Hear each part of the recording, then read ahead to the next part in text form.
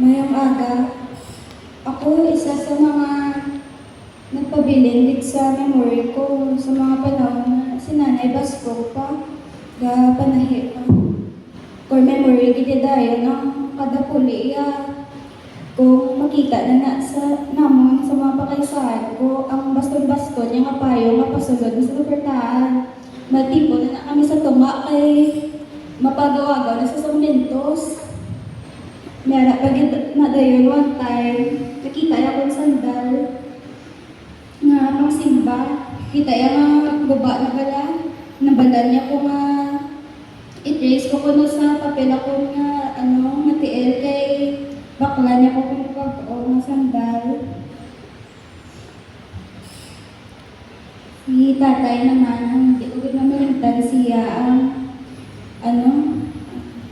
wala hindi gina lipatan permit kami magpakaisan magbakal sa mga pasalubong nga mag-abot na dito sa Iloilo. Ginatawagan niya kami nga bumangkot sa kung mga gusto namon. Si tatay wala ginaiya nakalipat kung dumina na. I know before ka mawagula sa sinayang kalibutan, you already surrendered your life to Jesus. Ang lagi na ang comfort para sa mga you both already in peace na and in God's hand. I love you, Nay, Tay.